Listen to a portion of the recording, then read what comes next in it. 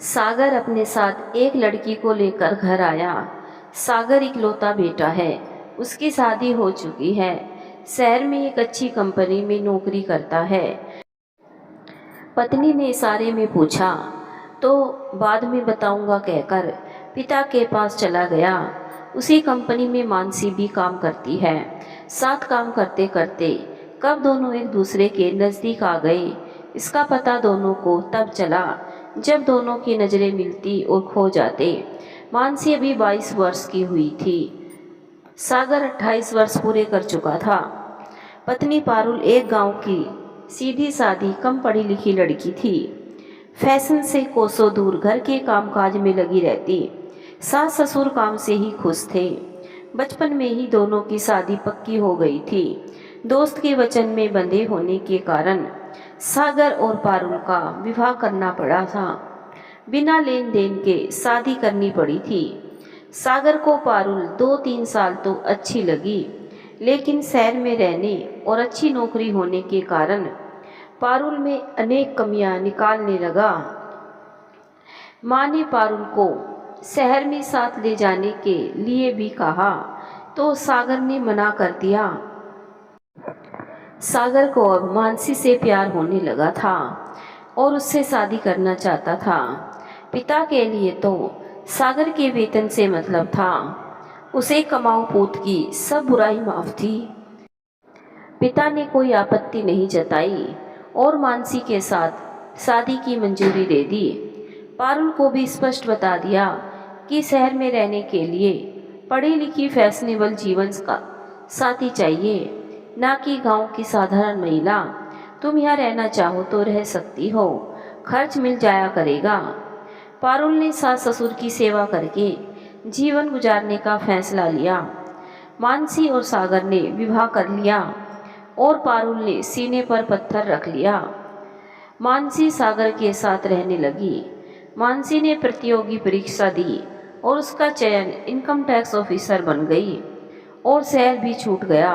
मानसी को अब सागर में रुचि नहीं रही। उसने सागर का साथ छोड़ अन्य अधिकारी से विवाह करने का फैसला सागर को सुनाया। सागर को दुख हुआ और वो गांव पारुल के पास माफ़ी मांगने पहुंचा। पारुल ने उसी रात सागर का घर छोड़ दिया। सागर और मानसी विवाह बंधन में तो बंध गए, लेकिन 1 महीने में ही मानसी को अपने फैसले पर पछतावा हुआ। सागर तो एक भंवरा था जिसे जो भी फूल खिलते दिखा उसी का पराग रस पीने की इच्छा करता। मानसी को अपनी नादानी पर बहुत दुख हुआ और फिर उस सीधी सादी पारुल के साथ किए अन्याय का भी दुख था। इस कार्यालय में नौकरी करते उसका सागर से पीछा छूटना मुश्किल था। मानसी ने अपनी भूल का प्रायश्चित करते हुए बहुत धैर्य से काम लिया। कर्मचारी चयन आयोग द्वारा आयकर निरीक्षक का विज्ञापन निकला तो उसने सब कुछ भुलाकर तैयारी शुरू कर दी। कंप्यूटर में तो सिद्धस्त थी। जीके और टैक्सेशन की अच्छी पढ़ाई कर उसने बाजी मार ली। नई नौकरी में चयन होने तक मानसी ने अपनी मन की बात सागर को नहीं सुनाई। एक दिन कोई लड़की मानसी से प्रतियोगी परीक्षा में सफल होने के लिए मार्गदर्शन लेने आई थी। सागर भी घर आ चुका था और सागर की नज़र तब तक उस लड़की से नहीं हटी जब तक कि वो लड़की वहाँ से चली नहीं गई। मानसी को बार बार सागर की उस लड़की को घूरती नज़रें मन में डर पैदा कर रही थी। रात को मानसी कुछ उदास थी, कारण सागर का व्यवहार। सागर ने उदासी का कारण पूछा तो मानसी ने टाल दिया। सागर घुमा फिराकर बात को उस लड़की पर ले आया और उसकी सुंदरता, खिलती जवानी जैसे शब्दों का प्रयोग कर मानसी को अपने से दूर कर रहा था। सागर का एक एक शब्द मानसी को दूर कर रहा था। सागर, अगर तुम चाहो तो उस लड़की को अपने कार्यालय में नौकरी दिलवा दूं। किस लड़की को? सागर, अरे वही जो आज शाम को तुमसे बात कर रही थी।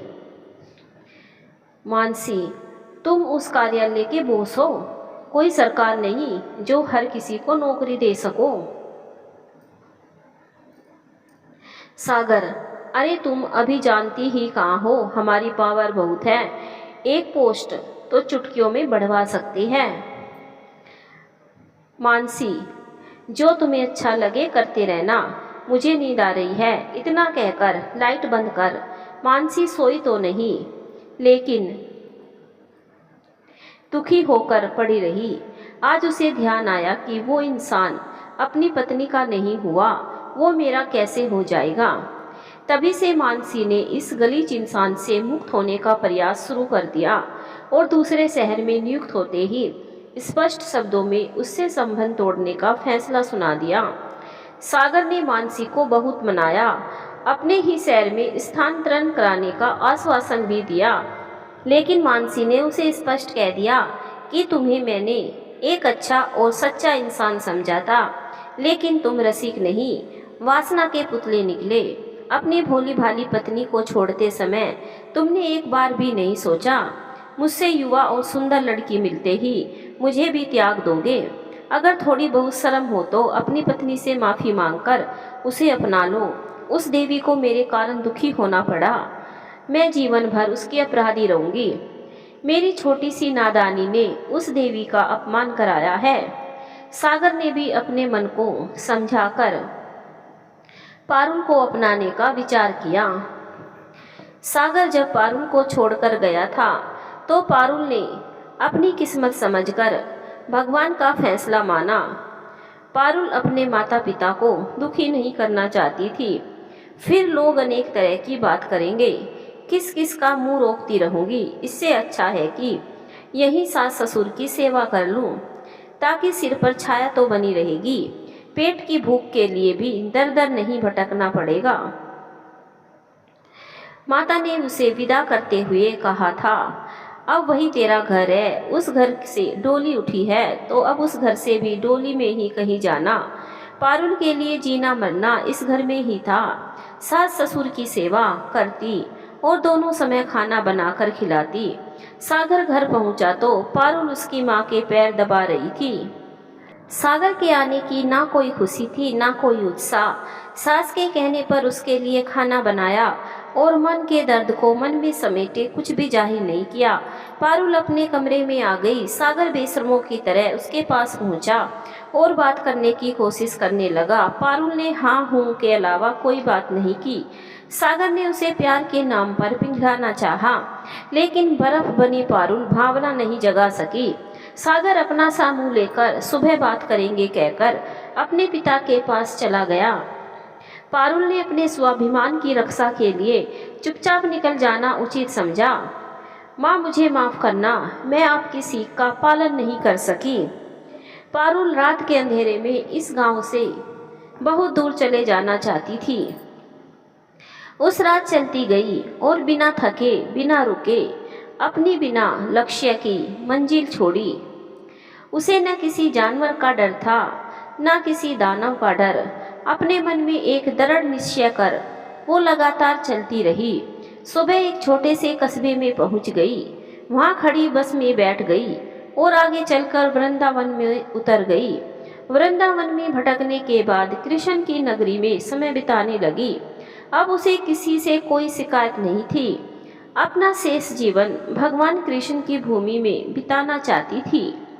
माता पिता को किसी प्रकार का कष्ट नहीं देना चाहती थी।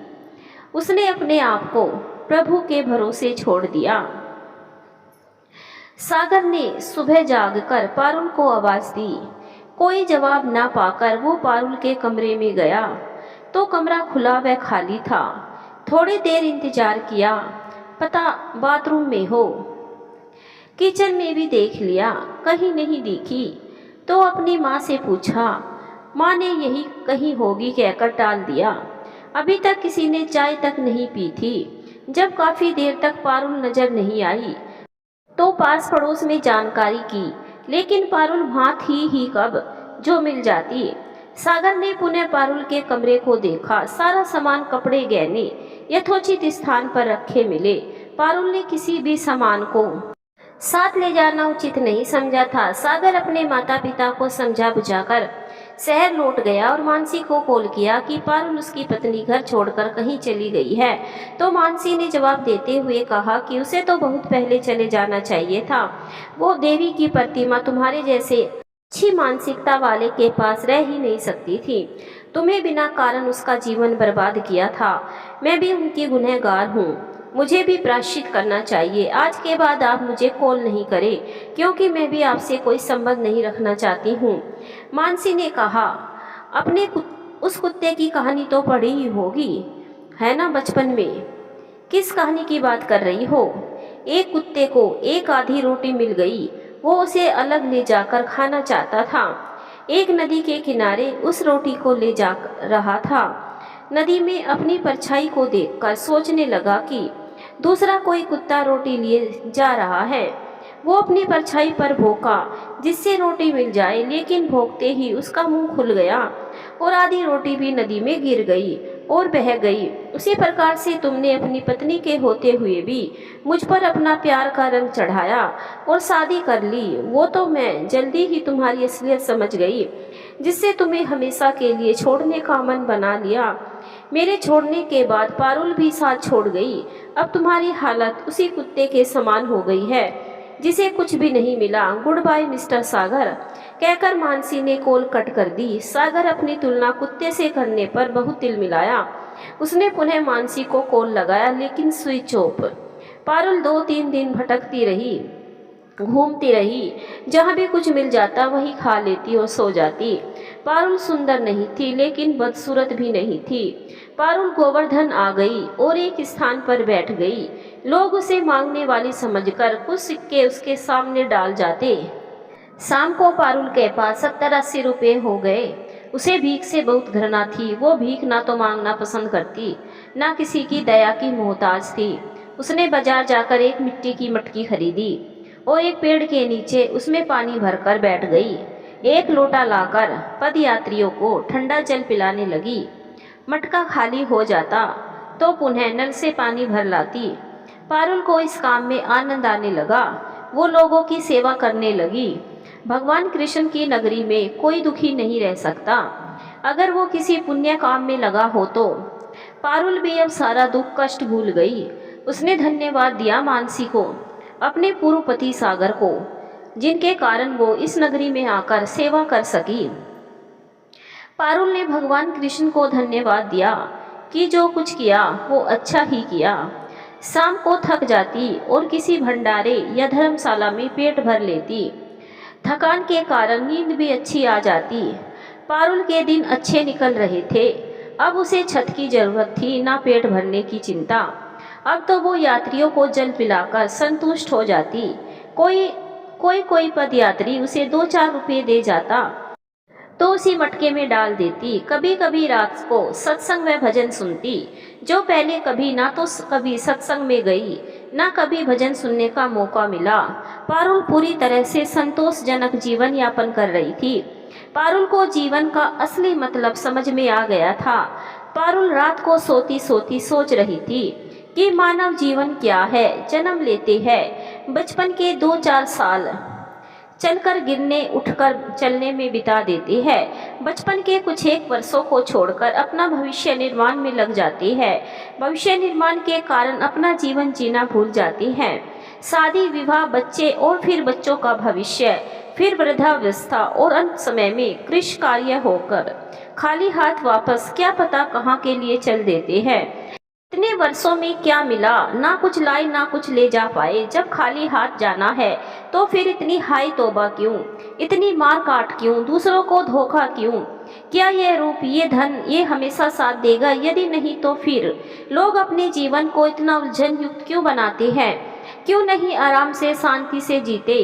पशुओं में इतना संघर्ष तो नहीं होता कि अपने मतलब के लिए किसी को मार दो, अपने स्वार्थ के लिए रिश्तों को भुला दो। पशुओं में भी भावना होती है, वो फिर भी पहचान रखते हैं, लेकिन मानव को अपने मतलब तक ही पहचान रखता है, अपने स्वार्थ तक ही रिश्ते निभाता है।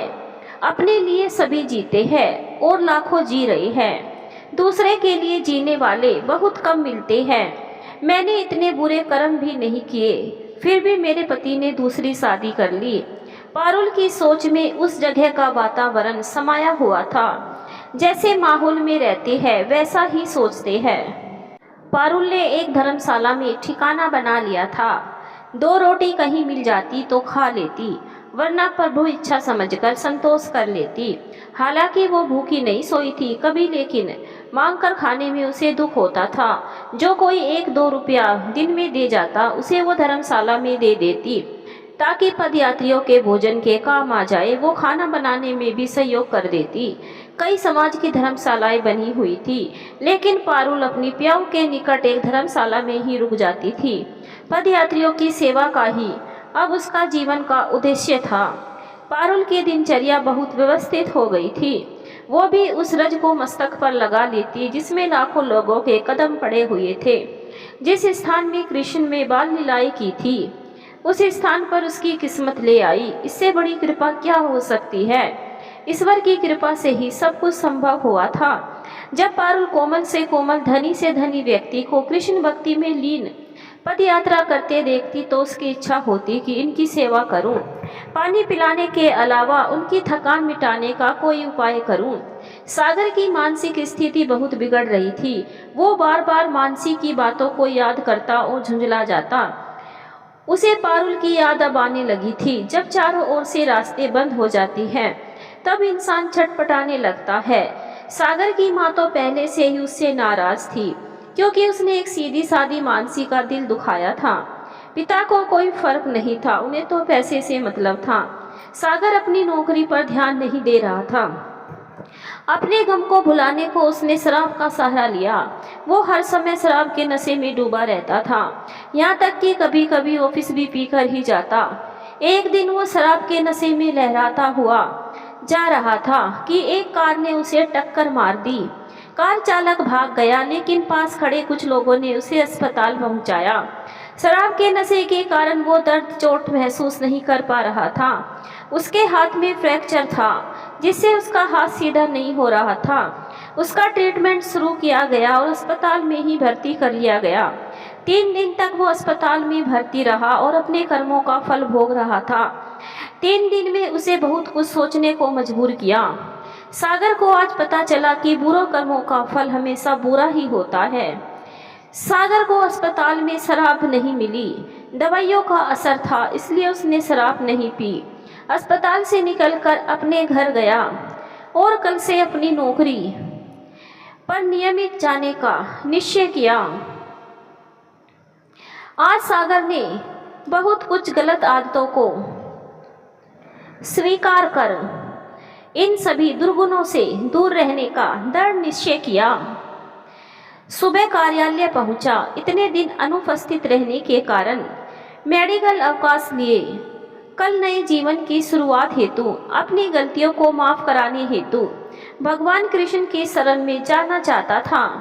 सागर ने पुनः 3 दिन की छुट्टी ली और अगले दिन सुबह ही गोवर्धन के लिए निकल गया। सागर पहले कभी ना तो भगवान को मानता था, ना कभी इस तरह के स्थान पर गया था और ना कभी किसी धार्मिक स्थान की पद यात्रा ही की थी। आज जीवन में पहली बार उसने भगवान के अस्तित्व को माना था। आज पहली बार किसी धार्मिक नगरी में गया था। पारुल पद यात्रियों को ठंडा जल पिलाकर अपना कर्म पूरा कर रही थी। उसे भीड़ में अपना पति दिखाई दिया। सागर नंगे पैर लंगड़ाता हुआ धीरे धीरे चल रहा था। उसे चला भी नहीं जा रहा था, फिर भी मन में श्री कृष्ण का ध्यान कर चलता रहा। प्यास से व्याकुल सागर ने एक स्त्री को जल पिलाते देखा तो वो थोड़ा तेज चलने लगा। पारुल ने उससे बचने का उपाय सोचा और खाली घड़ा लेकर एक यात्री को थोड़ी देर बैठने का निवेदन करके चल दी। सागर ने आकर जल पिया। थोड़ी देर वृक्षों की ठंडी छाया में सुस्ताने लगा। पारुल भी उसे दूर से ही देखती रही। आधे घंटे तक पारुल नहीं आई और सागर उठकर अपनी परिक्रमा पूरी करने लगा। पारुल थोड़ी देर बाद वापस अपने काम में लग गई। सागर को एक झलक ऐसी लगी कि अभी जो पानी भरने गई थी वो उसकी पूर्व पत्नी पारुल ही थी। उस शंका का निवारण के कारण वो आधे घंटे तक इंतजार करता रहा। सागर एक तो अस्पताल से अभी ही स्वस्थ होकर निकला था। पहली बार इस तरह की यात्रा करने निकला था, इसीलिए बहुत जल्दी थक गया और एक धर्मशाला में आराम करने लगा। शेष यात्रा कल सुबह शुरू करने की सोचकर उस धर्मशाला में ही शेष दिन निकाला। शाम को उसी धर्मशाला में चल रहे भंडारे में भोजन किया और सो गया। शाम के समय पारुल भी अपना काम समाप्त कर देती थी। आज उसके पास 129 रुपये आए थे, जिन्हें धर्मशाला के दान पात्र में डाल दिए। धर्मशाला के एक साधु ने कहा, बेटी प्रसाद ग्रहण कर ले। पारुल ने भोजन किया और अपनी चटाई लेकर सबसे अलग छत पर चली गई। पारुल के कानों में भगवान श्री कृष्ण की लीलाओं का स्वर आ रहा था। पास ही कृष्ण की लीलाओं का मंचन हो रहा था। पारुल दिन भर की थकी होने से जाने कब सो गई। सुबह 5 बजे उठकर शौच इत्यादि कार्यों से निवृत्त हो रही थी कि सागर बाथरूम से एकाएक निकल कर आया और दोनों का आमना सामना हुआ। इंसान चाहे कितना भी प्रयत्न कर ले, ईश्वर की लीला के आगे सब फेल हो जाती है। पारुल और सागर के साथ भी यही सब हुआ। पारुल सागर के सामने नहीं आना चाहती थी, लेकिन होनी को कुछ और ही मंजूर था। सागर ने बड़ी हसरत भरी नजरों से पारुल की ओर देखा। सागर की आंखों में क्षमा याचना स्पष्ट दिख रही थी। पारुल बिना बात किए उसके सामने से निकल गई और आज बिना कुछ खाए ही अपने निर्धारित स्थान पर निकल गई। सागर को पछताने के अलावा क्या मिलता। सागर अब पारुल से मिले बिना आगे की यात्रा करना नहीं चाहता था। वो नहा धोकर आया और धर्मशाला के एकमात्र व्यवस्थापक साधु से बात करने लगा। सागर, बाबा, जो औरत अभी यहाँ से गई है वो यात्री तो नहीं लगती है, जिसका कोई ठौर ठिकाना नहीं है। जाने किस अपराध की सजा भुगत रही है बेचारी। जो कुछ 10-50 रुपए उसे मिलते हैं उन्हें भी इसी दान पात्र में डाल देती है। ईश्वर जाने उसके साथ क्या खेल खेलने को बैठे हैं। बाबा, वो यात्री नहीं, यात्रियों की सेवा करने वाली अभागी देवी। सागर कहता है, बाबा, उसका कोई पता ठिकाना, उसके कोई सगे संबंधी मिलने नहीं आते क्या? 1 साल होने को है, मैंने तो किसी को नहीं देखा, लेकिन तुम ये सब क्यों जानकारी ले रहे हो? सागर, बाबा, मैं ही उसका असली अपराधी हूँ। मेरे जैसे पापी के कारण वो दर दर भटक रही है। मेरी गलती के कारण उसे तपस्वी की भांति जीवन काटना पड़ रहा है। कौन हो तुम? मैं उसका पति था, लेकिन अपनी मूर्खता के कारण उसे खो दिया। आज उसे ही खोजने भगवान श्री कृष्ण की शरण में आया था।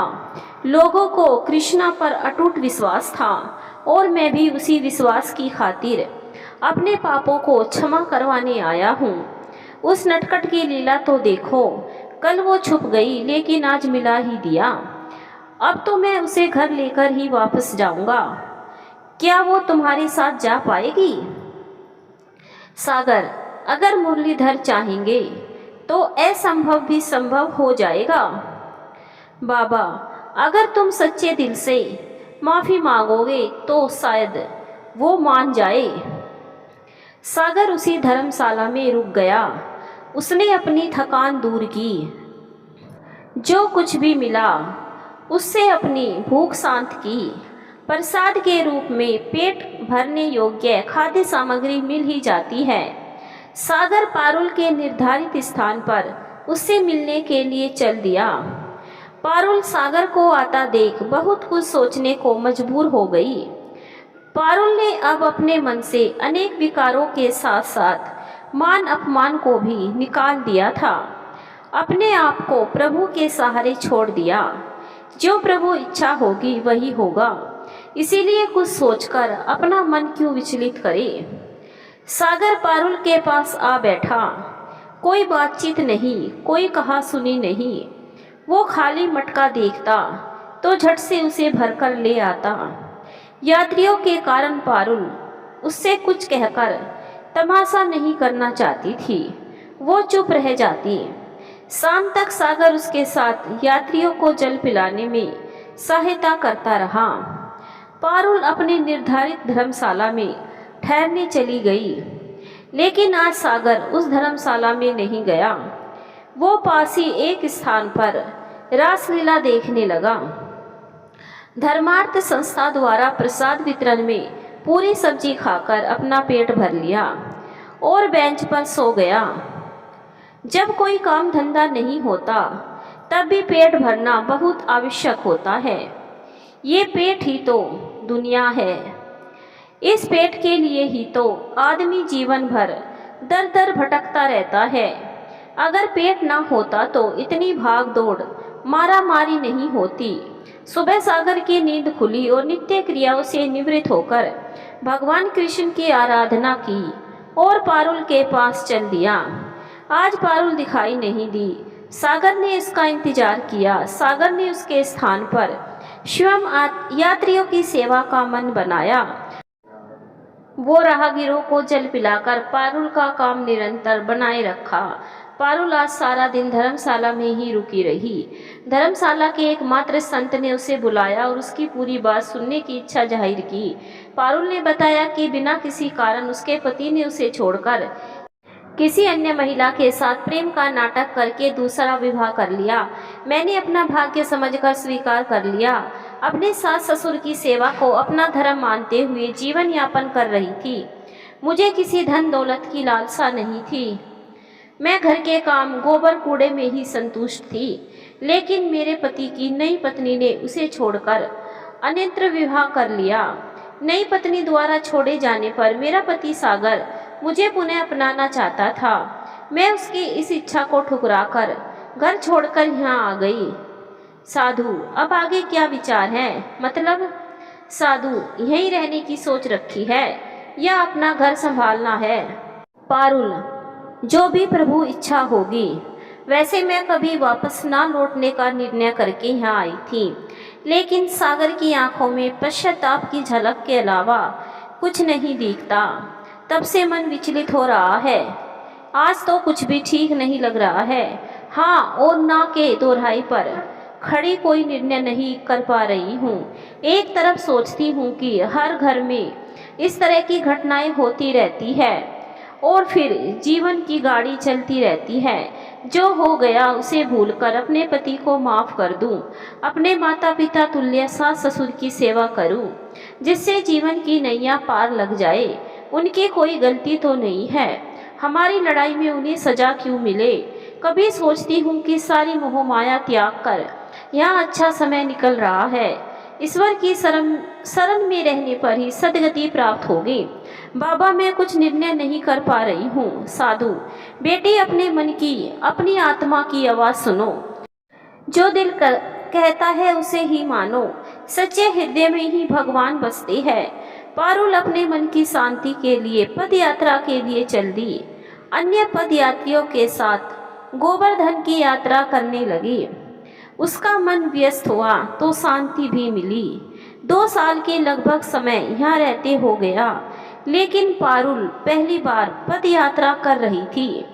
बहुत सुकून मिल रहा था उसे। मन की भावनाएं स्वतः ही ठीक हो रही थी। किसी भी तरह का मलाल, किसी तरह का संदेह नहीं रहा। आज पारुल को मालूम हुआ कि क्यों लाखों लोग सब कुछ भूलकर नंगे पैर यात्रा करते हैं। रोजाना 24 घंटे हजारों लोग पद यात्रा करते रहते हैं। पारुल यात्रा करते करते उस स्थान पर आ गई जहां वो यात्रियों को जल पिलाती थी।